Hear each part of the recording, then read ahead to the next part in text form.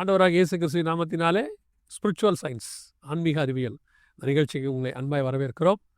எப்பவும் போல் நம்ம கூட பிரதர் ரூபன் வந்திருக்கிறாங்க. அவரோட நம்ம டிஸ்கஸ் பண்ண போகிறோம். அதுக்கு முன்னாடி இந்த சேனல் ஒய்டிவி ஹெச்எல்எம் ரெண்டுத்தையும் நீங்கள் சப்ஸ்கிரைப் பண்ணியிருக்கீங்க. நிறைய பேர் 2 சேனல்லையும் பார்க்குறாங்க. 2 சேனல்லையுமே பிரதர் ப்ரோக்ராம் இது வருது. மற்ற ஹெச்எல்எம் ப்ரோக்ராம் ஒய்டிவிலையும் வருது. அதையும் பாருங்கள். அதையும் தாண்டி பிரதருடையதான பர்டிகுலர் சேனல் இருக்குது, வைஸோ பைபிள் அப்படின்னு சொல்லி. அதில் இந்த ப்ரோக்ராமும் இருக்குது. அது மட்டும் இல்லாமல் பிரதர் அப்லோட் பண்ணுற ப்ரோக்ராம்ஸும் வருது. நீங்கள் இந்த ப்ரோக்ராம்லாம் பார்த்து இன்னும் கத்தருக்குள்ளே வளரணுன்றது தான் எங்களுடையதான ஆசை. வாங்க நம்ம பிரதர்கிட்ட நிறைய கேள்விகள் கேட்க போகிறோம். Praise Lord brother. Praise Lord. எப்படி இருக்கீங்க? நல்லா இருக்கேன். உங்களோட பேசின டிஸ்கஷன்ஸ் ரொம்ப பிரயோஜனமாக இருக்குது, நல்லாவும் இருக்குது. கர்த்தர் நல்லவர். அப்புறம் கமெண்ட்ஸ் எல்லாம் பார்க்குறீங்களா? ஆமாம், அதான் இன்னொரு லாஸ்ட் 10th எபிசோடில் அந்த ஒரு பிரமிப்பு வந்துச்சு. இப்போ திரும்ப வருது. 16th எபிசோடுக்கு வந்திருக்கோம். ஆமாம், அது ஒன்று. 2வது கமெண்ட்ஸில் போன தடவை நம்ம முடிக்கும் போது ஒரு ஹோம்ஒர்க்கோட முடிச்சிங்க நீங்கள். ஆமாம் ஆமாம், நிறைய பேர் அதுக்கு உடனே ரிப்ளை பண்ணியிருந்தாங்க. நிறைய பேர் அந்த ஹோம்ஒர்க் பண்ணியிருந்தாங்க. பார்த்தீங்களா கமெண்ட்ஸ்லாம் நீங்கள்? பார்த்தேன். நிறைய பேர் எல்லாருமே கரெக்டாக பதில் சொல்லியிருந்தாங்க. அப்படியா? முக்கால்வாசி பேர் கரெக்டாக பதில் சொல்லியிருந்தாங்க. அதில் ஒரு சின்ன ஒரு பாயிண்ட் என்னென்னா, இது ஆக்சுவலி இந்த எபிசோட்லேயே அதுக்கு ஃபுல்லாக அதை டீட்டெயில்டாக டிஸ்கஸ் பண்ணுன்ற மாதிரி பேசியிருந்தோம். பட் அன்ஃபார்ச்சுனேட்லி இன்னொரு ஒரு பாயிண்ட்டை டிஸ்கஸ் பண்ணிவிட்டு அதுக்கு போனால் இன்னும் கொஞ்சம் ரெலவெண்ட்டாக இருக்குமே அப்படிங்கிற மாதிரி பார்த்தோம். ஓகே, இப்போ அந்த ஹோம்ஒர்க்கு பதில் சொல்கிறோமா இல்லை நம்ம இதை போயிட்டு கடைசியாக சொல்கிறோம்? இதை முடிச்சுட்டு இந்த எபிசோடில் முடிஞ்சால் இந்த எபிசோட், இல்லாட்டி இதுக்கு வர எபிசோட்ஸில் நம்ம அதுக்கு டெஃபினட்டாக பதில் செய்யும். அப்போ அதுக்கு பதிலுக்கு அவங்க இன்னும் காத்திருக்கணும். ஆமாம், சரி, ரொம்ப சந்தோஷம். அப்போ நம்ம போன எபிசோடைய கண்டினியூஷன் தான் இப்போ பார்க்க போகிறோம். ஆமாம் இல்லையா? சரி சொல்லுங்கள். ஸோ போன எபிசோடில் நம்ம என்ன பார்த்தோம்னா, இயேசுங்கிறது தான் கடவுளுடைய ஒரே பெயர், வேறு நாமமே இல்லை அப்படிங்கிறத தான் சொல்லி முடித்தோம். அப்போ இதில் நாம் இன்னும் கொஞ்சம் புரிஞ்சுக்க வேண்டியது என்னென்னா, இயேசு இல்லாமல் எனக்கு பிதாவை யாருன்றே தெரியாது. இயேசுவை அறியாமல் பிதாவை நான் தெரிஞ்சுக்க போகிறது எப்பவுமே கிடையாது. இயேசுவை தெரிஞ்சதுனால தான் பிதாவை எனக்கு தெரிஞ்சிருக்கேன். வேறு எதுவுமே இதில் மாற்றம் இல்லை. என்ன இல்லாமல் ஒரு பிதா இடத்தில் வரான் ஆண்டவர் தெளிவாக சொல்லிட்டார். இன்னொரு வசனம் சொல்கிறாரு, யோவான் 12:44 பாருங்கள். என்னிடத்தில் விசுவாசமாக இருக்கிறவன் என்னிடத்தில் அல்ல, என்னை அனுப்பினவரிடத்தில் விசுவாசமாக இருக்கிறான். என்னை காண்கிறவன் என்னை அனுப்பினவரை காண்கிறான். இதோடு சேர்த்து 12:30 பார்க்குறோம், நானும் பிதாவும் ஒன்றாக இருக்கிறோம் என்றார். ஸோ இதில் நம்மளுக்கு ஒரு விஷயம் கிளியராக புரியுது, இயேசு இல்லாமல் எதுவுமே கிடையாது. அவர் தான் மையம், சென்டர் பாயிண்ட். ஆமாம், அவர் இல்லாமல் எதுவுமே கிடையாது. சில பேர் இதில் நிறைய சொல்லுவாங்க, நாங்கள் அவருக்கு சாட்சி சொல்கிறோம், இவருக்கு சாட்சி சொல்கிறோம். இவங்க என்ன சொன்னாலுமே அவங்க சொல்லுவாங்க லாஜிக்கலாக, இயேசு வந்து சன் ஆஃப் காடுன்னு சொன்னார், அவர் தேவன்னு சொன்னாரா? இதெல்லாமே நம்ம வந்து இந்த மாதிரி கூற்றுக்கு எல்லாத்துக்குமே நம்ம வந்து ட்ரினிட்டிங்கிற மாடலில் வருகிற எபிசோட்ஸில் காட் சொல்லிங் அதெல்லாமே நம்ம டிஸ்கஸ் பண்ணுவோம். நீங்கள் அந்த ட்ரினிட்டி மாடல் அந்த எபிசோடு தான் நானுமே வெயிட் பண்ணிகிட்ருக்கிறேன். ஏன் அப்படின்னா, நிறைய பேருக்கு இப்போ இந்த எபிசோட் போயிட்டே இருக்கும்போது நம்ம அழுத்தம் திருத்தமாக ஒரு விஷயத்த சொல்கிறோம் இல்லையா, இயேசு தான் அப்படின்ட்டு. அது நிறைய பேருக்கு கொஞ்சம் சந்தோஷத்தை கொடுத்துட்டே இருக்குது. பாருங்கள், இதை தான் நாங்களும் சொல்கிறோம், இயேசு மட்டும்தான், பிதான்னு ஒருத்தர் இல்லவே இல்லை, பரிசுத்த ஆவியானவர் இல்லை, ஒரே தேவன் தான், அவர் இயேசு தான் அப்படின்றதையும் அவங்க நினச்சிட்டே இருக்காங்க. ஆனால் நீங்கள் ட்ரினிட்டியை பற்றி பேச போகிறோன்னும் போது கண்டிப்பாக அந்த ஆழ்த்தத்துவத்தை பற்றி நம்ம பேச போகிறோம் இல்லையா? ஸோ அதுக்காக தான் நான் சொல்ல வரேன். இவங்க வேற ஒரு மைண்ட் செட்டுக்குள்ளே போயிடக்கூடாதுன்றதுக்காக நான் அதை சொல்லிடுறேன். ஸோ அது டெஃபினட்டாக நம்ம காட் சொல்லிங் நீங்கள் நிறைய எக்ஸ்பிளைன் பண்ணணும் ட்ரினிட்டிங்கிற டாப்பிக்கில். இதில் இன்னொரு பாயிண்ட் வந்தது என்ன அப்படின்னா, லாஸ்ட் டைம் நீங்கள் சொன்னீங்க, வெளிப்படுத்தல நீங்கள் பேசுனீங்க, பிதாவாகிய தேவனுடைய புது பெயர் நம்மளுக்கு வந்து ஃப்யூச்சரில் கிடைக்கும். ஆமாம், வெளிப்படுத்த விஷயத்தை சொல்கிறார், ஜெயம் கொள்கிறவன் எவனோ அவனுக்கு என் பிதாவினுடைய நாமத்தை நான் சொல்லுவேன் அப்படின்னு சொல்கிறேன். ஆமாம், அப்போ இவருக்கு ஒரு நாமம் இருக்கும், புது நாமத்தையும் ஆண்டவர் கொடுப்பாரு அப்படின்னு பேசும்போது நடுவில் எனக்கு ஒரு கமெண்ட் ஒருத்தர் அனுப்பிச்சிருந்தார். அவர் என்ன அனுப்பிச்சிருந்தாருன்னா, நான் வந்து மிகாவேல் தூதனுடைய சட்ட சைஸ் என்னங்கிறத கண்டுபிடிச்சிட்டேன். சட்ட சைஸா? ஆமாம். சரி, மிகாவேல் தூதன் சட்டை போடுறாரா? சரி, இப்போ அந்த ரெக்கை வந்து கைக்குள்ளே போகுமா, சட்டைக்குள்ளே? எப்படி என்னன்னு புரியலையே, தெரியல. சரி, அதாவது சொன்னார், நான் வேத ஆதாரத்தோடு கண்டுபிடிச்சிட்டேன். சரி, அவர் வந்து என்ன உயரத்தில் இருப்பார், அவர் சட்டை போட்டால் என்ன மாதிரி இருக்கும், அவர் கை எப்படி இருக்குங்கிறதெல்லாம் நான் ஆதாரத்தோடு கண்டுபிடிச்சிட்டேன். சரி, இது கேட்டவுடனே எனக்கு ஒரு தாட் வந்துச்சு. என்ன தாட்னா, இப்போ நீங்கள் என்ன சொல்லியிருக்கீங்க, ஆண்டவருடைய நாமம் நம்மளுக்கு கிடைக்கும் அப்படின்னு சொல்லியிருக்கீங்க.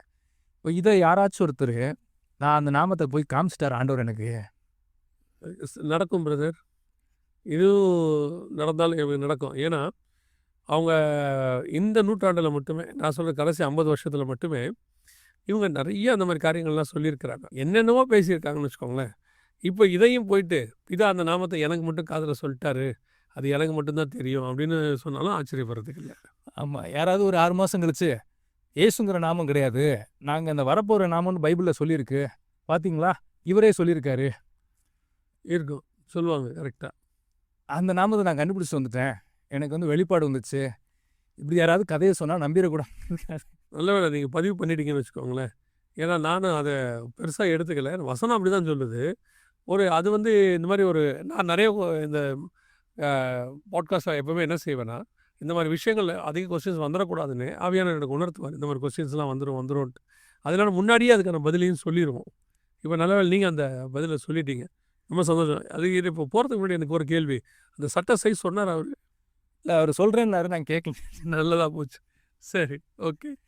ஸோ அப்படி யாரும் சொல்லிடக்கூடாது. ஏன்னா நம்மளுக்கு இந்த ஏஜ் முடிகிற வரைக்கும், இந்த பிரமாணம் முடிகிற வரைக்கும் அந்த நேம் வந்து தெரிய போகிறது கிடையாது. கன்ஃபார்மாக இது ஜெயம் கொள்ளுகிறவன், பரலோகத்துக்கு போகிறவங்களுக்கு தான் அந்த கான்செப்ட் புரியும். பூமியில் அது தெரியப்படுத்தப்படாது. ஆமாம், யார் வந்து நாங்கள் அந்த நாமத்தை கண்டுபிடிச்சிட்டு வந்தோம்னு சொன்னாலுமே அது உண்மையாக இருக்க வாய்ப்பு இல்லை வேதாகமத்தின் படி. நம்பாதிருங்கள், நம்ம சொல்லிட்டோம், ரிஜிஸ்டர் பண்ணிட்டோம் இப்போ. ஓகே. ஸோ இன்றைக்கி நம்ம பார்க்க போகிற ஒரு முக்கியமான விஷயம் என்னென்னா, டாக்ட்ரின், அதாவது நம்மளுக்கு வந்து உபதேசம்னு சொல்கிறான். இப்போ ரீசெண்டாக கொஞ்சம் நாளில் இப்போ எஸ்பெஷலி யங்ஸ்டர்ஸ்க்கு என்ன ஒரு தாட் வருது அப்படின்னா, உபதேசத்தில் என்னங்க பெருசாக இருக்குது, முன்ன பின்ன தானே இருக்க போகுது, அதில் என்ன இருக்குது அப்படின்ற மாதிரி ஒரு மைண்ட் செட் நிறைய பேருக்கு இப்போ வரதை நம்ம பார்க்குறோம். நல்ல விஷயம் நடந்துச்சுன்னா ரைட்டு, அது என்னவாக இருந்தால் என்ன, முன்ன பின்ன இருந்தால் என்ன அப்படிங்கிற மாதிரி தாட் நிறைய பேருக்கு வருது. ஆனால் அது ஆக்சுவலி உண்மை கிடையாது. உபதேசம்தான் ஒரு வாழ்க்கையினுடைய ஃபவுண்டேஷனு. ஒரு வாழ்க்கை, ஒரு மனுஷனுடைய லைஃப் எப்படி இருக்குன்னா அவனுடைய உபதேசத்தின் அடிப்படையில் தான் இருக்கும், அவன் நம்புகிற உபதேசத்தின் அடிப்படையில் தான் இருக்கும். உபதேசம் என்ன அப்படிங்கிற டெஃபினிஷனையும் பார்த்துருவோம். இங்கிலீஷில் வந்து நம்ம டாக்டர்ன்னு சொல்கிறோம், தமிழில் அதை உபதேசம்னு சொல்கிறோம். டாக்டருங்கிறதுக்கு எட்டிமாலஜி நம்ம யூஸ்வலாக நம்ம நிறைய டைம் பேசியிருக்கோம்.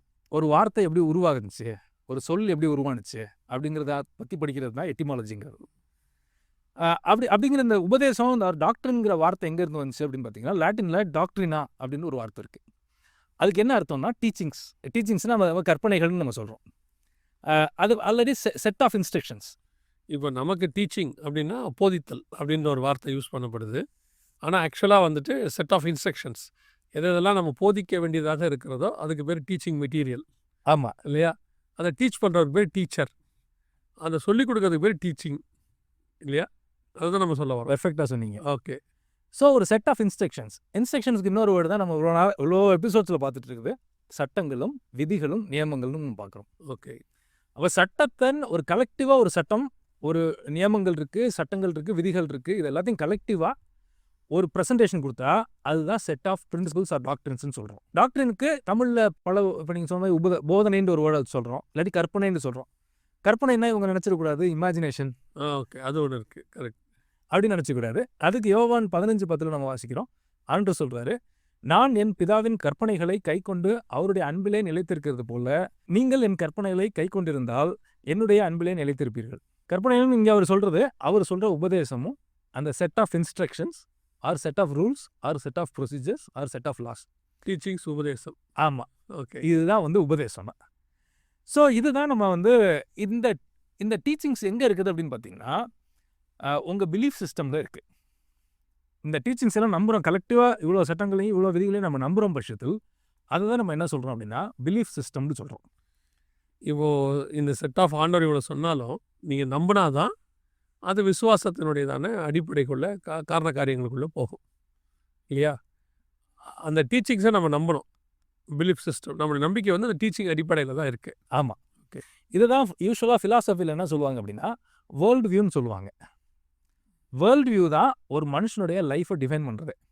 ஓகே, மாற்றுக்கிறது இன்னும் கொஞ்சம் இன்னும் தெளிவாக சொல்லணும்னா, ஃபார் எக்ஸாம்பிள் கடவுளை நான் விசுவாசிக்கிறேன் ஆர் நம்புகிறேன், இதை வந்து தீயிஸ்டிக் வேர்ல்டு வியூன்னு சொல்லுவாங்க. கடவுள் நம்பிக்கை உள்ளவர், அவருடைய பிலீஃப் சிஸ்டம் எதுன்னு கேட்டிங்கன்னா தீயிசம். அவருடைய belief system R world view எதுன்னு கேட்டிங்கன்னா தீயிசம், கடவுள் நம்பிக்கை உள்ளவர். ஓகே, இது ஒரு டாக்டர். கடவுளை நம்பாமல் ஒருத்தர் இருப்பார், இப்போ எவல்யூஷனை நம்பிக்கிட்டோ ஏதோ ஒன்று நம்பிக்கிட்டு இருப்பார். இதை எது என்னன்னு சொல்லுவாங்கன்னா ஏத்தியிஸ்டிக் வேர்ல்டு வியூ ஆர் ஏத்தியிஸ்டிக் பிலீஃப் சிஸ்டம்னு சொல்லுவாங்க. இதுவும் உபதேசத்தின் அடிப்படையில் உருவான ஒரு நம்பிக்கை. கடவுள் இல்லை என்பதும் அவங்களுக்கு உபதேசிக்கப்பட்டிருக்கு. அது ஒரு உபதேசம் தான். விசுவாசங்கிறது ஒரு உபதேசம். அவிசுவாசமும் உபதேசம். நம்பாமல் இருக்கிறதுக்கும். நம்பாமல் இருக்கிறதுக்கு நீங்கள் நம்பக்கூடாதுன்னு ஒருத்தர் சொல்லியிருப்பார். அதை கேட்டு தான் இவங்க நம்பாமல் இருப்பாங்க. அப்போ அது ஒரு டாக்டர். உலகத்தில் நீங்கள் பார்க்குற எல்லாமே டாக்டர். அப்போது உலகத்தை நீங்கள் பார்க்குற அந்த முறை அல்லது வாழ்கிற உங்களுடைய நீங்கள் சார்ந்திருக்கிற அந்த காரியம் எதன் அடிப்படையில் இருக்குன்னா, உங்களுக்கு எது போதிக்கப்பட்டதோ, எதை நீங்கள் நம்புகிறீர்களோ அதன் அடிப்படையில் இருக்கிறது. அதன் அடிப்படையில் தான் ஒரு மனுஷ வாழ்க்கையே இருக்கும். ஆமாம், எல்லா மனுஷனுக்கும் இது பொருந்தும். எல்லாருக்கும் ஒரு போகுது. ஒவ்வொரு மனுஷனுக்குள்ளேயும் ஒரு டீச்சிங் இருக்கும், ஒரு உபதேசம் இருக்கும். அதன் அடிப்படையில் அவனுடைய வாழ்க்கை இருக்கும். இதானே கரெக்ட் தானே? எக்ஸாக்டாக சொன்னீங்க. ஓகே. இன்னும் சிம்பிளாக சொல்லணும்னா, நீங்கள் ரீசெண்டாக ஒன்று பேசியிருந்தீங்க. டாக்டரின் உபதேசம்ங்கிறது சாப்பாட்டுக்கு உதாரணமாக நீங்கள் கம்பேர் பண்ணி கோரிலேட் பண்ணி பேசியிருந்தீங்க. அதை சாப்பிடும்போது தான் அவங்க வாழ்கிறாங்க. அதே மாதிரி தான் ஒரு உபதேசத்தின் அடிப்படையில் தான் ஒரு வாழ்க்கையாக கட்டமைக்கப்பட்டிருக்கு. அவன் கடவுளை நம்புகிறான், ஒருத்தன் நம்பாமல் இருக்கான், விசுவாசிக்கிறான், விசுவாசிக்காமல் இல்லாமல் இருக்கான். யாராக இருந்தாலும் இந்த வேர்ல்ட் வியூ படி தான் ஒரு மனுஷன் வாழ்வான். இன்னும் இன்றைக்கி இருக்கிற ட்ரெண்ட், இன்றைக்கி இருக்கிற பசங்களுக்கு புரிய வைக்கணும் அப்படின்னா, ஒரு கம்ப்யூட்டர் இருக்குன்னு வச்சுக்கோமே. கம்ப்யூட்டரில் இருக்க ப்ரோக்ராமை set of instructions to the கம்ப்யூட்டர்னு சொல்லுவோம். இதை செய்யணும், இப்படி செய்யணும் அப்படின்னு நம்ம கொடுக்குற அந்த ப்ரோக்ராம், இதை தான் நம்ம ப்ரோக்ராம் லாங்குவேஜில் கோடிங் எழுதுறோம். இதுபடி அது செய்யும். இதுதான் உபதேசம். ஒருவேளை அதுக்குள்ளே வைரஸ் வந்ததுன்னா அது மேனிப்புலேட் பண்ணப்பட்டு வேறு ஏதாவது செய்யும். நான் ஏன் உங்களை அது அவ்வளோ தெளிவாக கேட்டேன்னா, வேர்ல்ட் வியூங்கிற வார்த்தை நம்ம கிறிஸ்தவத்துக்குள்ளே வேறு விதமாக பயன்படுத்தப்படுது. இப்போ நீங்கள் வேர்ல்டு வியூங்கிறது எப்படி சொல்கிறீங்கன்னா, நீங்கள் உலகத்தை பார்க்குற விதம், அப்படி தானே? அதான வேர்ல்டு வியூ. உங்களுக்குள் என்ன உபதேசம் இருக்கோ அதுதான் நீங்கள் உலகத்தை பார்க்குற விதம். கரெக்ட். அப்படி தான் பார்க்க போகிறீங்க, அப்படி தான் பேச போகிறீங்க, இல்லை நடக்க போகிறீங்க. ஆனால் நமக்கு வேர்ல்டு வியூ அப்படின்னா என்னென்னா, ஒரு ஸ்பிரிச்சுவல் வியூ இருக்குது. அதனால் வேர்ல்டு வியூன்னு ஒன்று இருக்குது. நமக்கு உலக பிரகாரமான ஒரு வியூ, உலக பிரகாரமான ஒரு வியூன்னு ஒன்று இருக்குது. நம்ம மக்கள் வேர்ல்டு வியூனாலே அந்த தாட்டுக்குள்ளே போயிடுவாங்கன்றதுனால தான் நான் உங்களை திருப்பி திருப்பி அதை கேட்டேன். ஒரு சிலருக்கு அந்த புரிதல் இல்லைன்னா அப்போ என்ன நினச்சிப்பாங்கன்னா, ஒரு ஸ்பிரிச்சுவல் வியூ இருக்குது, ஒரு வேர்ல்டு வியூ இருக்குது. நமக்கு வேர்ல்டு வியூனாலே பிசாசுன்னு ஆகிடும். பிசாசு தான் வேர்ல்டு வியூ கொடுக்குறவன் அப்படின்னு. இப்போ நம்ம என்ன சொல்ல வரோன்னா, உங்களுக்குள் என்ன உபதேசம் இருக்கோ அதுதான் நீங்கள் உலகத்தை பார்க்குற விதம், உலகத்தில் நடக்கிற விதம். அதுதான் நம்ம சொல்ல இல்லையா? ஸோ அதனால தான் இந்த எக்ஸாம்பிளில் சொல்லிட்டேன் நான். அதாவது தியாலஜி ஒரு ஃபிலாசபியில் ஒரு சில வேர்ட்ஸ் யூஸ் பண்ணுவாங்க. இப்போ நீங்கள் முந்தைய சொல்லியிருக்கீங்க, ஒரு டாக்டர்கிட்ட போனால் ஒரு மஞ்சள் காமலை வேறு ஒரு வேர்டில் சொல்லுவார். கண்டிப்பாக. அது மாதிரி வேர்ல்டு வியூங்கிறது இட்ஸ் அ டெக்னிக்கல் டேர்ம், ஒரு தியாலஜிக்கல் டேர்ம், இல்லாட்டி ஃபிலாசபிக்கல் டேர்ம். அந்த வேர்ல்டு வியூங்கிற பிலீஃப் சிஸ்டம்ங்கிறது தான் வேர்ல்டு வியூன்னு அவங்க சொல்லுவாங்க. ஓகே, நான் நம்ம கிறிஸ்டியன் டேர்மில் சொன்னேன். ஏன்னா இவங்களுக்கு அப்படி ஒன்று இருக்குது, அதனால சொன்னேன். ஓகே, இதுக்கு நீங்கள் எக்ஸாம்பிள் பாருங்களேன். இப்போ ஃபார் எக்ஸாம்பிள் இந்த செடிஷன் லாஸ்ன்னு ஒன்று இருக்குது. செடிஷன் லாஸ்னால் இப்போ வன்முறையை தோன்ற மாதிரி ஒருத்தர் பேசுகிறாரு, அதனால் அவர் அரெஸ்ட் பண்ணி உள்ளே போட்டாங்க அப்படின்னு சட்டங்கள் இருக்குது. ஏன் அவர் பேச தான் செய்கிறாரு, அதுக்கு இதுக்கு அரெஸ்ட் பண்ணணும்? அவர் போய் யாரையும் அடித்தாரா, இல்லாட்டி யாரையும் போய் துன்புறுத்துறா? எதுவும் கிடையாது. இப்போ இவர் பேசுகிற உபதேசங்கிறது ஒரு பெரிய சிட்டியே வன்முறைக்கு கொண்டு வந்துடும். நான் நினைக்கிறேன் இன்றைக்கி இருக்கிற டெரரிஸ்ட் எல்லாமே இப்படிப்பட்ட ஒரு உபதேசத்தை யார் வழியோ கேட்டதுலேருந்து உருவானவங்களாக இருப்பாங்க. சமீபத்தில் கூட அமெரிக்காவில் வந்து சார்லி கிர்க்னு ஒரு ஆண்டோடைய ஊழியக்காரர் கொல்லப்பட்டார். அது அந்த கொலை பண்ண அந்த பர்டிகுலர் பர்சனை பார்க்கும்போது அவர் ஒரு சில வேர்ல்டு வியூனால் பாதிக்கப்பட்டு, ஒரு சில டாக்டரினால் அதாவது உபதேசத்தை கேள்விப்பட்டு அதன் விளைவாக தான் அவர் கொலை பண்ணாருன்றதையே சொன்னாங்க. இது நடக்க வாய்ப்பு இருக்கான்னு கேட்டிங்கன்னா, ஒரு நாட்டில் ஒரு குறிப்பிட்ட மத தலைவரை உள்ளே வருவதுக்கு அனுமதி கொடுக்கல. அவங்க விசா கொடுக்க மாட்டேன்னு சொல்லிட்டாங்க. கொடுக்கும்போது அவரை பேன் பண்ணிட்டாங்க. ஏன் அப்படின்னு சொல்லும்போது, இதனைக்கும் அவர் சார்ந்திருக்கிற நாடு தான் அது, அவர் சார்ந்திருக்கிற மதத்தை உரிய நாடு தான் அது. அப்போ ஏன் அப்படின்னு சொல்லும்போது, இவர் இங்கே வந்து டீச் பண்ணாருன்னா இங்கே இருக்கிறவங்க அக்ரெசிவ் ஆகிறாங்க, மதத்தில் ரொம்ப அக்ரெசிவ் ஆகி அவங்க வந்துட்டு எப்படி ஆயிடுறாங்கன்னா, மதத்தில் வந்து தீவிரமாக பின்பற்றி அந்த தீவிரமான செயல்களுக்குள்ளே ஈடுபடுறாங்கன்னு சொல்லி குறிப்பிட்ட பர்சனை உள்ள அந்த நாட்டுக்குள்ளே விடமாட்டேன்னு சொல்லிட்டாங்க. அந்த டீச்சிங் எவ்வளோ இன்ஃப்ளூயன்ஸ் ஆகுதுன்னு உங்களுக்கு சொல்ல வரேன். அப்போ பாருங்கள், டாக்டர்ங்கிறது தான் ஒரு கம்ப்யூட்டர் கொடுக்குற கோடு மாதிரி, நம்ம கொடுக்குற இன்ஸ்ட்ரக்ஷன்ஸ் மாதிரி. அந்த கொடுத்த இன்ஸ்ட்ரக்ஷனை அது என்ன பண்ணுன்னா ப்ராசஸ் பண்ணி அதை நம்ம சொன்ன வேலையை செய்யும். இதே மாதிரி தான் ஒரு மனுஷ வாழ்க்கை, அதனுடைய அடிப்படை இல்லாட்டி ஒரு வாழ்க்கையினுடைய கருவறை எதுன்னு கேட்டால் அவன் நம்பி இருக்கிற டாக்டரின் உபதேசம். இதை தான் இன்னொரு வேர்டில் சொல்கிறோம், belief system or world view. எது உங்களுக்குள்ளே அதிகமாகி போதோ அது உங்களுக்குள்ள அதிகமாக வெளிப்படும். இந்த உபதேசம் உங்களுக்குள்ளே போச்சுன்னா, இயேசு அதை அழகாக சொன்னார், இருதயத்தை நிறைவினால் வாய் பேசும். நீங்கள் எது உங்களுக்குள்ளே அதிகமாக நிரம்பி இருக்கீங்களோ அதுதான் உங்களுக்குள்ள வந்து நீங்கள் பேச போகிறீங்க. எது நீங்கள் பேசுகிறீங்களோ அதுதான் உங்களுக்குள்ளே போயிருக்குன்னு அர்த்தம். சூப்பராக சொன்னீங்க இல்லையா? வசனத்தின்படி நான் சொல்கிறேன், அப்படி தான். ஸோ அப்போது doctrine is a very important base for everything. ஆமாம், அதனால தான் நம்ம சொல்கிறோம், கள்ள உபதேசங்கிறது சாதாரண ஒரு விஷயம் கிடையாது, அது ஒரு வாழ்க்கையை அழிச்சிடும். அழிக்க முடியும். நாங்கள் இவருக்கு சாட்சி சொல்கிறவங்க வந்து என்கிட்ட பேசுனாங்க, இப்படி கொஸ்டின் கேட்டாங்க, அப்படி. இது சாதாரண வார்த்தையாக ஈஸியாக எடுக்கிற விஷயம் கிடையாது. இது ஒரு மனுஷ வாழ்க்கையையும் அவனுடைய ஆவிக்குரிய வாழ்க்கையையும் அவனுடைய ஆத்மாவையும் அழிக்கிறதுக்கு இதுக்கு அவ்வளோ கெப்பாசிட்டி இருக்குது. நான் எப்படி நினைப்பேன்னா, ஒரு மனுஷனை வாழ வைக்கிறதுக்கு சாப்பாடு, கூட்டு, பொரியல், சாம்பார் எல்லாம் போட்டு அவனை வாழ வைக்க வேண்டியிருக்கு. ஆனால் சாகடிக்கிறதுக்கு ஒரு ட்ராப் சைனட் போதும். நான் கள்ள உபதேசத்தை அப்படி தான் நினைப்பேன். நீங்கள் வருஷ கணக்காக ஒரு ஆளை உபதேசத்தில் நல்லா வளர்த்து கொண்டு வருவீங்க. ஒரே ஒரு ஆள் உள்ளே வந்து ஒரு நாள் கள்ள உபதேசம் பேசி தட்டி தூக்கிட்டு போயிடுவான். அதனால தான் கலைகள் அதிகமாக முளைக்கும் பாராட்டவர். ஆட்டுக்கும் ஓனாய்க்கும் உள்ள டிஃப்ரென்ஸ் அதுதான் ஆண்டவர் கொண்டு வர்றாரு. நீங்கள் ஆட்டை குட்டி போட்டு வளர்த்து அழகாக கொண்டு வருவீங்க, ஒரே நாளில் ஓனாய் கொண்டுடும். ரத்தம் குடிக்கிற ஓநாய்கள். நீங்கள் போன எபிசோடில் கூட சொன்னீங்க கள்ளோபதேசம் வந்து ரொம்ப டேஞ்சர் அப்படின்னு. எத்தனை பேருக்கு அது புரியுதுன்னு தெரியாது. இப்போவும் நீங்கள் சொன்னீங்க. அதனால தான் அந்த டிஃப்ரென்ஸை நான் சொல்கிறேன். ஒரு மனுஷனை வாழ வைக்கிறதுக்கு 3 வேளை சாப்பிடணும். ஆனால் ஒரு ட்ராப் சைரைடு போதும் அவனை சாவடிச்சிடலாம். அதே தான் உங்கள் ஆத்மா வாழ வைக்கிறதுக்கு நல்ல உபதேசம் வளர்த்துக்கிட்டே வரும் உங்களை. ஆனால் கள்ள உபதேசம் உள்ளே நுழைஞ்சிச்சு சாவடிச்சிடும். இதை இப்போ நீங்கள் சொல்கிறீங்க இல்லையா, இதை ப்ராக்டிக்கலாக எப்படி அது பண்ண முடியும் அப்படிங்கிறத சயின்டிஃபிக் பார்ப்போம். ஓகே. இந்த சயின்டிஃபிக் கம்யூனிட்டின்னு சொல்கிறோம் இல்லையா, இவங்க எல்லாம் என்ன சொல்லுவாங்கன்னா, எங்களுக்கு வந்து நாங்கள் வந்து பிலீஃபுங்கிறது எங்களுக்கு பிரச்சனையே கிடையாது. பிலீஃபுங்கிறது ஒரு பெரிய நாங்கள் பார்த்தா நம்புவோம், பார்க்கலான்னு நம்ப மாட்டோம் அப்படின்னு இவங்க ஒரு கதையை சொல்லுவாங்க. நான் இன்னொன்று சொல்கிறேன்.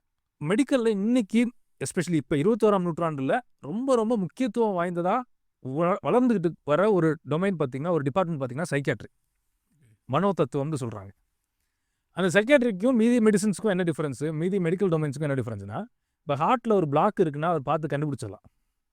இந்த சைக்கியாட்ரி எப்படின்னா கண்ணுக்கு தெரியாது. அவங்க பண்ணுற வேலையை வச்சு அந்த எஃபெக்டை வச்சு இந்த டாக்டர் கன்க்ளூட் பண்ணும். அதில் வளர்ந்த வளர்ச்சிங்கிறதெல்லாம் சாதாரணம் இல்லை. அவ்வளோ ரிசர்ச் பண்ணி எவ்வளவோ டெவலப்மெண்ட் இப்போ ஆயிருக்கு. இதில் மினிமம் 75% 80% விஷயம் ஒரு மனுஷனுடைய பிலீஃபை ரெக்டிஃபை பண்ணி அந்த பிலீஃபை கரெக்ட் பண்ணுற வேலையாக தான் இருக்கும். நான் ஆச்சரியப்பட்டிருக்கேன் ஒரு பீரியடில். இப்போ டெவலப் நீங்கள் சொல்கிறீங்க. ஒரு பீரியடில் சைக்காட்ரிஸ்ட்டை போனால் உங்களை ஒரு 50 கேள்விக்கு பதில் எழுத சொல்லுவாங்க. என்ன கலர் பிடிக்கும், என்ன பூ பிடிக்கும், இதெல்லாம் எழுத சொல்லுவாங்க. எல்லாத்தையும் எழுதி முடிச்சுட்டு அதை வச்சுக்கிட்டு அவருடையதான மனநிலை எப்படிப்பட்டதுங்கிறத அவங்க சொல்லுவாங்க. ஸோ இது வந்து ஒரு ரொம்ப இப்போ இருக்கிற சூழ்நிலைக்கு ரொம்ப அதிகப்படியான டாக்டர்ஸ் தேவைப்படுறாங்க அப்படிங்கிற மாதிரிலாம் நான் கேள்விப்பட்டேன். ஸோ இப்போ இவங்க பாருங்கள், இவங்களுடைய வேலையை மருந்து கொடுக்குறாங்க, இதெல்லாம் இருக்குது. ஆனால் அவங்களுடைய மனநிலையை கண்டுபிடிச்சி அவங்க பிலீஃப் சிஸ்டம் அவங்க என்ன நம்புகிறாங்கங்கிறத கண்டுபிடிக்கிறது தான் இவங்களோட முக்கால்வாசி வேலையாக இருக்கும். ஆனால் நம்மக்கிட்ட வந்து இந்த ஏத்திஸ்டம் பேசுகிற படித்த கூட்டம் என்ன சொல்லணும்னா, பிலீஃபுங்கிறது எங்களுக்கு பிரச்சனையே இல்லை, பிலீஃபுங்கிறது தேவையும் இல்லைங்கோ. அப்புறம் எதுக்கு சைக்காட்ரின்னு ஒரு டிபார்ட்மெண்ட் வச்சுருக்கிறோம்? சைக்காட்ரி ஆகட்டும், அதுக்கு உடன்பட்ட சைக்காலஜி ஆகட்டும், இது எல்லாமே மினிமம் 75% 80% விஷயம் அவங்க என்ன நம்பிக்கையில் இருக்காங்க, அவன் எதை நம்புகிறான் அந்த பேஷண்ட்டு, இதை கண்டுபிடிக்காமல் நீங்கள் எதுவுமே செய்ய முடியாது. இதை கண்டுபிடிக்கிறதுக்கு தான் அவங்க உட்காந்து நிறைய நேரம் பேசி அதில் என்ன இஷ்யூன்னு கண்டுபிடிக்க முயற்சிப்பாங்க. ஒரு டொமைனையே பிலீஃபுக்குன்னு டெடிகேட் பண்ணி ரிசர்ச் பண்ணிவிட்டு இங்கே வந்து பேசும்போது இவங்க என்ன பேசுவாங்கன்னா, பிலீஃப்லாம் தேவையில்லை, பிலீஃபுங்கிறதுக்கு ஒரு முக்கியத்துவம் கிடையாதுன்னு இவங்க சொல்லுவாங்க. நீங்கள் நிறைய எக்ஸ்பிளைன் பண்ணிருக்கீங்க இந்த பிலீஃபை பற்றி ஏற்கனவே. நாளைக்கு பார்ப்போன்றது ஒரு பிலீஃப் தானே? ஆமாம் இல்லையா? என்ன நம்பிக்கையில் நம்ம படுக்க போகிறோம்னா நாளைக்கு எந்திரி போடுற நம்பிக்கையில் தானே. வாழ்க்கைன்றதே நம்பிக்கையின் அடிப்படையில் தானே இருக்குது. பர்ஃபெக்டாக சொன்னீங்க. இதுலேருந்தே இப்போ எடுத்துகிட்டு போகிறேன். ஸ்ட்ரெஸ் வருது இல்லையா, ஸ்ட்ரெஸ் வர்றதுக்கு இவங்க என்ன ரீசன் சொல்லுவாங்கன்னா, பயம் வருது, இல்லாட்டி அழுத்தம் மனசில் வருது. இப்போ அடுத்த கொஸ்டின் வரும், பயத்தினால ஸ்ட்ரெஸ் வருதா இல்லாட்டி அழுத்தத்தினால பயம் வருதான்னு கேட்டால் இதுக்கு இவங்க ஒரு டேர்ம் யூஸ் பண்ணுவாங்க, பை டைரக்ஷனல்மாங்க. பை டைரக்ஷனல்னால் என்ன அப்படின்னா, பயத்தினால அழுத்தம் வரும், அழுத்தம் கொண்டுச்சுன்னா பயம் வரும். இது ரெண்டும் இன்டர் கனெக்டட். யூஸ்வலாக சொல்லுவாங்க இல்லையா, கோழிலேருந்து முட்டை வந்துச்சா, முட்டையிலேருந்து கோழி வந்துச்சான்னு ஒரு அனாலஜி போயிட்டுருக்கும் இல்லையா. பயம் வந்ததுன்னா ஸ்ட்ரெஸ் வரும், அழுத்தம் ஸ்ட்ரெஸ் வந்ததுன்னா பயம் வரும். இது ரெண்டும் இன்டர் கனெக்டட். இதுக்கு இவங்க அடுத்த ஒரு ஸ்டெப்புக்கு போவாங்க. இவங்க பண்ணியிருக்க ரிசர்ச்லாம் சாதாரணம் இல்லை, அதெல்லாம் நம்ம டெஃபினட்டாக அப்ரிஷியேட் பண்ணி தான் ஆகணும். ஒரு சில கெமிக்கல்ஸ் இருக்குது பிரெயினில், அது ஜாஸ்தியாக இருக்கிறதுனால ஸ்ட்ரெஸ்ஸு கூடுதுன்னு இவங்க சொல்லுவாங்க. அதுக்கு தான் இவங்க என்ன செய்வாங்கன்னா, ஆன்டி டிப்ரெஷன்ஸ் கொடுக்கும்போது என்ன ஆகுனா, இந்த கெமிக்கல்ஸை அது கோஆர்டினேட் பண்ணுறது தான் அந்த ஆன்டி டிப்ரெஷனோட வேலையை. அந்த ஆன்டி டிப்ரெஷன்ஸ் ஒருத்தர் எடுக்கும்போது என்ன ஆகுனா, இந்த கெமிக்கல் டிரான்சாக்ஷன்லாம் அது கொஞ்சம் கண்டெயின் பண்ணி எது கூடணும் எது குறைக்கணுங்கிற வேலையை பார்த்து ஒரு மனுஷனுடைய மூடை அது சரி பண்ணுறதுக்கு முயற்சிக்கும். இப்போ இதில் அடுத்த கொஸ்டின் கேட்போம், கெமிக்கல் வர்றதுனால ஸ்ட்ரெஸ்ஸு கூடுதா இல்லாட்டி ஸ்ட்ரெஸ் கூடுறதுனால அந்த பர்டிகுலர் கெமிக்கல் அதிகமாக சுரக்குதான்னு கேட்டால் இவங்க என்ன சொல்லுவாங்கன்னா இதுவும் பை டைரக்ஷனல். Oh okay. இதுவும் பை டைரக்ஷனல். ஸ்ட்ரெஸ் கூடுறதுனால அந்த கெமிக்கல் ரியாக்ஷன் கூடும், கெமிக்கல் ரியாக்ஷன் கூடுறதுனால ஸ்ட்ரெஸ் உருவாகும். இது ரெண்டும் ஒன்றுக்கு ஒன்று தொடர்புடையது. ஆனால் இதுக்கு அடிப்படை ஒன்று இருக்கு இல்லையா, அதை அவன் நம்புகிற பிலீஃபாக இருக்கும். நம்புகிறாங்கன்னா எப்படி எப்படி இது எப்படி ஒர்க் ஆகும் அப்படின்னா, ஃபார் எக்ஸாம்பிள் சார் நான் சமீபத்தில் ஒரு இது படிச்சுட்டு இருக்கும்போது பெரிய பெரிய இன்ஸ்டியூஷன்ஸ் இருக்கு இல்லையா, உலக பிரசித்தி வாய்ந்த இன்ஸ்டியூஷன்ஸ், ஸ்டாஃபோர்ட் ஆகட்டும், நம்ம இந்தியாவில் இருக்கிற கல்வி நிறுவனங்கள்லாம் இருக்கு இல்லையா. ஆமாம், பல்கலைக்கழகங்கள். ஆமாம், கல்வி நிறுவனங்களாகட்டும். நான் சொல்கிற ரொம்ப கவர்மெண்ட்டில் இருக்க ரெப்யூட்டட் இன்ஸ்டியூஷன்ஸ் சொல்கிறேன். அங்கே வந்து பிஹெச்டிஸ் பண்ணுவாங்க. எம்எஸ்சியில் ஹை மார்க்ஸ் எடுத்து இல்லாட்டி எம்இயில் ஹை மார்க்ஸ் முடிச்சுட்டு பிஹெச்டி பண்ணுவாங்க. அதில் நிறைய பேர் சூசைட் பண்ணிடுறாங்க. அவங்களுக்கு என்ன ஒரு கட்டத்துக்கு வருதுன்னா, இதுக்கு மேலே என்னால் ரிசர்ச்சை பண்ண முடியல, இதுக்கு மேலே இந்த லைஃப்பை என்னால் ஃபேஸ் பண்ண முடியல, இது இல்லைன்னா என் லைஃப் கிடையாது, மனசு அழுத்தம் வருது, இத்தனை நாள் என் லைஃப் இதில் செலவு பண்ணிட்டேன், ஒரு இடத்துல என்னால் இதுக்கு மேலே மூவ் பண்ண முடியல, இதுக்கு மேலே என்ன செய்யறதுன்னு தெரியல. ஓகே. அப்படின்னு சூசைட் பண்ணதை சென்னையில் இருக்க ஒரு நிறுவனத்தில் நடந்ததே நம்ம நிறையா பார்த்துருக்கோம். நான் ஒரு அண்ணன்ட்ட பேசியிருந்தேன். ஒரு சயின்டிஸ்டாக இருந்து ரிட்டையர்ட் ஆகி யூஎஸில் இருக்கார். அவர்கிட்ட இந்த மெசேஜ் நான் ஒரு டைம் பேசிகிட்டு இருக்கும்போது அவர் சொன்னார், உனக்கு தெரியுமான்னு தெரியல, ஸ்டான்ஃபோர்டில் இன்னும் ஜாஸ்தி. ஓகே. ஸ்டான்ஃபோர்டுங்கிறதெல்லாம் ரொம்ப வேர்ல்ட்ஸ் ஒரு 5 டாப் ரேங்கிங் இன்ஸ்டியூஷனில் இருக்கிற ஒரு இன்ஸ்டியூஷன், யூனிவர்சிட்டி. அங்கே இந்த சூசைட்ஸ் இன்னும் ஜாஸ்தி. இப்போ யூஸ்வலாக இவங்க என்ன நம்ம யோசிப்போம் அப்படின்னா, இவங்களுக்கு மன அழுத்தம் ஜாஸ்தியாகிடுது, ஸ்ட்ரெஸ் உருவாயிருது, ஸ்ட்ரெஸ் ஆகிற பயம் வருது, பயம் வந்ததுனால அவங்களுக்கு என்ன வழி செய்கிறதுனே தெரியாமல் அவங்க சூசைட் பண்ணிடுறாங்க, இதானே சொல்லுவோம். ஆனால் அடிப்படையில் பார்த்திங்கன்னா அவங்களுடைய பிலீஃப் சிஸ்டமில் ஒரு பிரச்சனை இருக்கும். அவங்களோட பிலீஃப் சிஸ்டம் என்னவாக இருக்குன்னா, இதை விட்டால் எனக்கு வாழ்க்கையே கிடையாதுன்னு நம்புவான். இதுதான் என் வாழ்க்கை. நீங்கள் யோசிச்சு பாருங்கள், ஸ்டான்ஃபோர்டுக்கோ ஒரு ஐஐடி மெட்ராஸ்க்கோ உள்ளே போகிறவன் நார்மலாக சாதாரணமாக இருக்கிறவனோட எந்த அளவுக்கு பிரில்லியண்ட்டாக இருப்பான். கண்டிப்பாக. வெளியில் இந்த மாதிரி உள்ள என்ட்ரன்ஸ்லேயே பாஸ் ஆகாதவன் நல்லா சர்வைவ் ஆகும்போது அவனோட 10 மடங்கு நல்லா இவனோட சர்வைவ் ஆக முடியாதா? இவ்வளோ பேரை ஜெயிச்சு உள்ளே போனவனால இனி நான் ஜெயிக்க முடியாதுங்கிற எண்ணம் வருது இல்லையா? ஆமாம். அப்படியே அந்த டிகிரி பண்ணலன்னா கூட நான் பாஸ் ஆகி இதுக்குள்ளே வந்திருக்கேன், என்னால் வெளியில் போய் நார்மலாக இதில் பாஸ் ஆகாதவனை விட நல்லா என்னால் சர்வை பண்ண முடியாதுங்கிற தாட் உனக்கு வந்திருக்காது. அவனால் நம்ம இதுக்கப்புறம் சர்வை பண்ண முடியும்னு பிலீவ் பண்ண முடியல. இதுதான் பிலீஃப் சிஸ்டம். இதுக்கு நம்ம ஸ்பிரிச்சுவலாக சொல்கிற வேர்டு தான் உபதேசம். அவனுக்கு கொடுக்கப்படுகிற உபதேசம், அவன் நம்புகிற உபதேசம் என்னென்னா, எனக்கு இதை விட்டால் ஒரு வழி கிடையாது, என்னால் வாழ்க்கையை வாழ முடியாது, மரணத்துக்கு போய் முடிவெடுக்கிறான். அது ஃபியருங்கிறது எஃபெக்ட். ஃபார் எக்ஸாம்பிள், ஆல்கஹால் குடிக்கிறதுனால ஒருத்தருக்கு போதை வருது, அவனுக்கு பயம் வந்ததுக்கு காரணம் பார்த்திங்கன்னா அவன் நம்பின உபதேசம். உபதேசம்னா இதை விட்டால் எனக்கு வாழ்க்கையில் வாழ முடியாது. நான் இதை நேரம் முடியறதுனால நான் இதை இப்படி சொல்லி முடிக்கிறேன், கரெக்டாக இருக்குமான்னு சொல்லுங்கள். எனக்கு உள்ள ஒரு உபதேசம் இருக்குது, கர்த்தர் கொடுத்தது அதுதான். அது என்னன்னு சொல்கிறேன்னா, எந்த சூழ்நிலையிலும் என்னால் வாழ முடியும், எங்கேயும் என் ஆண்டவர் தூக்கி எடுத்துருவார் அப்படிங்கிறத பேஸாகவே நமக்குள்ள ஆண்டவர் போட்டு வச்சுட்டாரு. அதனால தான் அவர்கள் அடைந்த வெற்றியில் ஒரு 10% கூட உலகத்தில் நம்ம அடையலை. ஆனால் அவர்களை விட நாம் இன்னும் தைரியமாகவும் இன்னும் பிலீஃப் சிஸ்டத்தில் இன்னும் ஸ்ட்ராங்காக இருக்கும்னு நான் நினைக்கிறேன். பெர்ஃபெக்டாக சொன்னீங்க. ஒரு 2 விஷயத்தை நான் அதில் சொல்ல விரும்புகிறேன். ஒரு பெரிய ஒரு மினிஸ்டர் பேசுனதையும் ஒரு சிஇஓ பேசுனதையும் நான் கேட்டேன், வாய்ப்பு கிடச்சிச்சு. அவங்க ஒரு வேர்டு யூஸ் பண்ணுவாங்க, இந்த பெரிய பெரிய சிஇஓஸ், இந்த மினிஸ்டர்ஸ், ரொம்ப படித்தவங்கலாம் பேசி, வேர் இட்டர்னலி ஆப்டிமிஸ்டிக்கும்பாங்க. Eternally optimistic. என்ன சூழ்நிலை உலகம் என்ன மாறினுச்சுனாலும் நான் வந்து ஆப்டிமிசமாக இருப்பேன். ஆனால் சொல்லப்போனால் அந்த இட்டர்னலி ஆப்டிமிஸ்டிக்ங்கிற வேர்டு ஒரு பிலீவருக்கு மரபிலேயே ஆகும். பைபிளில் ஒவ்வொரு சந்தர்ப்பத்திலையும் ஆண்டவர் நம்மளுக்கு என்ன சொல்லியிருக்காரு? பயப்படாத. அப்போ என்ன ஆண்டவர் எனக்கு என்ன சொல்கிறாருன்னா, நீ பயப்படுற விஷயம் நடக்காது, அதை நம்பு, நான் உன்னோட கூட இருக்கேன்னு நம்பு, உலகத்தை சுற்றி வந்தாலும் என்னை நம்பு, கீழே விழுந்தாலும் எந்திரிச்சு வர்றதுக்கு என்னை நம்பு, பயப்படாது. இது ஆமாம், இதை ஒருத்தர் நம்பினோம்னா என்ன ஐஐடியிலே ஃபெயில் ஆகட்டுமே, எனக்கு வெளில வந்து இன்னொரு வேலையை நான் பார்த்து எனக்கு பண்ண முடியும். ஐஐடி இன்னொன்று அந்த மாதிரி இன்னொரு ஆர்கனைசேஷனே உருவாக்க முடியுமே இல்லையா? அவ்வளோ அறிவு இருக்குல்ல. எத்தனையோ காலேஜில் படிச்சுட்டு எத்தனையோ ஆர்கனைசேஷன் ஒர்க் பண்ணவங்க வெளியே வந்து அதை விட பெரிய ஆர்கனைசேஷனில் உருவாக்குறாங்கல்ல. எனக்கு ரொம்ப ரீசெண்டாக ஒரு அண்ணன் சொல்லி கொடுத்தாங்க எனக்கு. இந்த பயப்படாதுங்கிற வேர்டை வச்சு சொல்கிறேன். யோசுவா 1ஆம் அதிகாரத்தில் அந்த வேர்ட் 4 தடவை வரும். பயப்படாதே, பலம் கொண்டு திடமனதாயிரு, பலம் கொண்டு திடம். என்னடா நான் வந்து அது ஒரு தடவை தான் படித்த மாதிரி எனக்கு அந்த அண்ணன் சொன்னாங்க. அதில் 4 தடவை இருக்குது, போய் பாரு. 3 தடவை கர்த்தர் சொல்லுவார், ஒரு தடவை மனுஷங்க சொல்லுவாங்க அப்படிம்பாரு. என்னன்னா யோசுவாவை ஒரு லீடராக மாற்றுறதுக்கு அத்தனை தடவை பயப்படாத சொல்ல வேண்டியிருக்கு. அவன் ஏன் அவனை சக்ஸஸ்ஃபுல் லீடர் ஆனான்னா இந்த டாக்டரின் அந்த வேர்டில் தான் அவன் லைஃபே ஓடிச்சு. அதுக்கப்புறம் டோட்டல் லைஃபுமே கர்த்தர் சொல்லியிருக்காரு, எனக்கு பயம் இல்லை, இவனை நடத்துவேன். மோசையாலே நடத்த முடியாத இந்த ஜனங்களை என்னால் நடத்த முடியும், ஏன்னா கர்த்தர் எனக்கு சொல்லியிருக்கிறார். அமேசிங். மோசையால் கொண்டு போக முடியல உள்ள, இல்லை அது அந்த வேலை இவர் பண்ணி முடிக்கிறாரு. அப்போ இதுதான் வந்து டாக்டரின். இவங்க நினைக்கிற மாதிரி நம்பிக்கையோ இந்த டாக்டரினோ உபதேசமோ நீங்கள் செட் ஆஃப் ஒரு விஷயத்த நம்புவீங்க. அந்த செட் ஆஃப் விஷயம்தான் உபதேசம். உபதேசம் வந்து ரொம்ப ரொம்ப கிரிட்டிக்கல். சரியான உபதேசம் உள்ளே போச்சுன்னா உங்களை அது நித்திய ஜீவனுக்குள்ளே எட்டர்னலுக்குள்ளே கொண்டு போயிடுது. ஒருவேளை தவறான உபதேசம் உள்ளே வந்துச்சுன்னா நீங்கள் இருக்கிற இடத்துல அது உங்களை மாற்றி உங்களை அழிச்சு முடிச்சிடும். யோசிச்சு பாருங்க, இந்த எக்ஸாமை கிளியர் பண்ணுறோன்னு அழிச்சிருதே. இவ்வளோ பெரிய காம்படிட்டிவ் எக்ஸாமை பாஸ் பண்ணி உள்ளே போயிருக்கான், அங்கே போய் அவன் சூசைட் பண்ணிடுறானே. கரெக்ட்.